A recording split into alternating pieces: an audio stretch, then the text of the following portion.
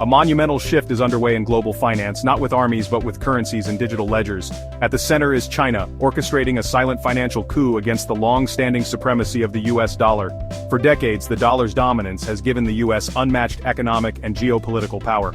Now China is building an alternative system accelerated by recent sanctions on Russia, showing the risks of dollar dependence. China's strategy: promote the yuan, forge new alliances, and pioneer financial technologies that bypass the dollar. The goal isn't to replace the dollar overnight, but to create a multipolar world where the dollar is just one of several major currencies. As this drama unfolds, the global balance of power and the price of everyday goods hangs in the balance.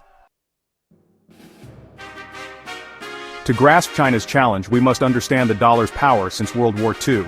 The Bretton Woods Agreement made the dollar the world's anchor, used for trade, reserves, and pricing vital commodities like oil. Even after the gold standard ended, the dollar's dominance grew, reinforced by the petrodollar system and U.S. military might. This exorbitant privilege let the U.S. print money, run deficits, and wield sanctions as economic weapons.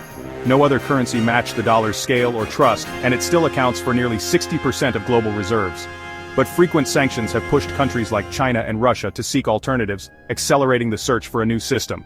The stage is set for a historic challenge to the dollar's supremacy. China's push for the yuan is patient and strategic. In 2023, the yuan's share in China's cross-border payments surpassed the dollar for the first time.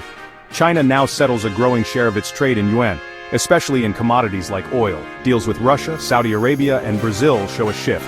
More nations are willing to accept yuan. China has signed currency swap agreements worldwide, letting countries trade directly in yuan. The People's Bank of China has also boosted gold reserves, reducing reliance on U.S. assets. Yet, hurdles remain: capital controls, and the yuan's limited global trust slow its rise. China isn't replacing the dollar overnight, but building a parallel system that steadily grows in influence.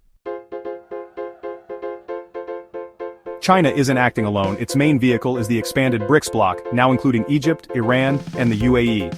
United by a desire to reduce dollar dependence, BRICS is developing new payment systems to bypass SWIFT. Projects like BRICS Bridge and M-Bridge use digital currencies to enable direct trade in national currencies.